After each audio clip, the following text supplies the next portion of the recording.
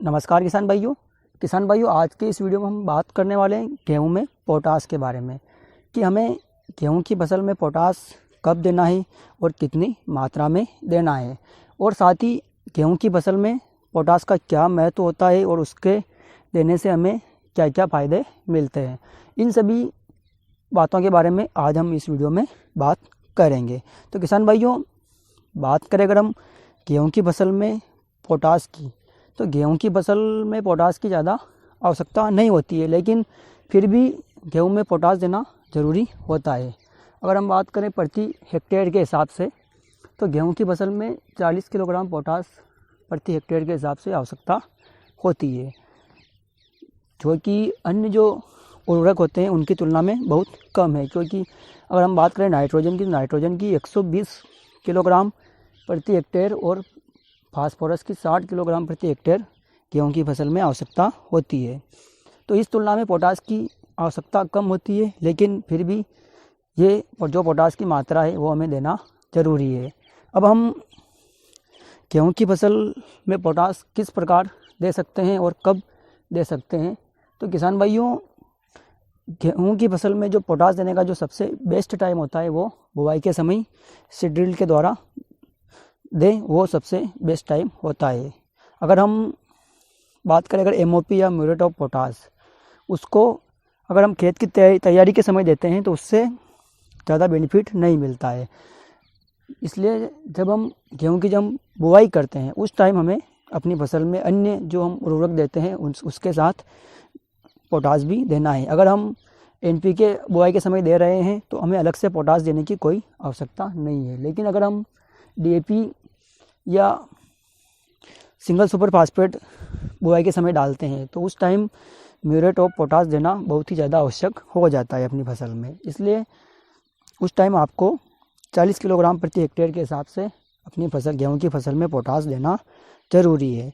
और अगर आपने उस टाइम पोटास नहीं दिया है तो उसके लिए आपको बाद में पोटास आप कब दे सकते हैं, तो किसान भाइयों, जब गेहूं में कल्ले निकलने की अवस्था होती है या जो उसकी बालियों का निर्माण शुरू हो जाता है, उस टाइम अगर हम चाहें तो पोटास दे सकते हैं। अगर आपने पहले बुआई के समय पोटास गेहूं की फसल में नहीं दिया है, तो किसान भाइयों उस टाइम आप जो एमओपी होता है वो नहीं दे सकते हैं। क्योंकि एमओपी सिर्फ बुआई के समय दे सकते हैं ज़मीन के अंदर, क्योंकि वो लंबी अवधि तक ज़मीन में रहता है और गेहूं की फसल को प्राप्त होता रहता है। इसलिए एमओपी का यूज उस टाइम नहीं करना है। उस टाइम गेहूं में हमें 0050 का स्प्रे करना है, जिससे जो पोटास की जो आवश्यकता गेहूं की फसल को है वो मिल जाती है।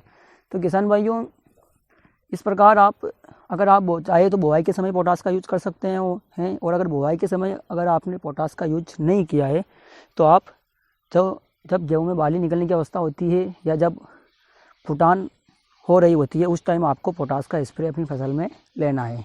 और अगर हम बात करें गेहूं की फसल में पोटास के फ़ायदों की, तो किसान भाइयों, गेहूं की फसल में पोटास का बहुत ही अधिक महत्व है। क्योंकि पोटास पौधे की जो जड़ें होती है उन्हें विकसित करता है, जिससे कि जो फसल में गिरने की संभावना होती है वो नहीं होती है। और साथ ही पोटास दाने को चमकदार बनाता है, सुडौल बनाता है, जिससे कि जो गेहूं की क्वालिटी होती है वो बढ़ती है और पैदावार भी अच्छी होती है। इसलिए हमें गेहूं की फसल में पोटास का यूज ज़रूरी रूप से करना ही है।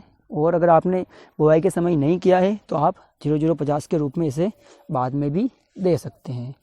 इसके अलावा जो अन्य उर्वरक है वो तो आप बुआई के समय देते हैं और बाद में जो यूरिया है उसकी शेष मात्रा भी आप बाद में दे देते हैं। लेकिन पोटास के संबंधित किसानों के मन में रहता है कि बुआई के समय नहीं दिया तो कब दें, तो आप इस अवस्था पर आप फसल में पोटास दे सकते हैं। और अगर आप बुआई के समय भी अगर आप दो तो उसको गेहूं की जब बुआई करो तब सीड ड्रिल मशीन के द्वारा ही दे। खेत की तैयारी के समय उसको खेत में ना मिलाए। उस अवस्था में जो पोटास की जो मात्रा होती है वो आधी मात्रा बेकार चली जाती है, उसका कोई यूज नहीं होता है।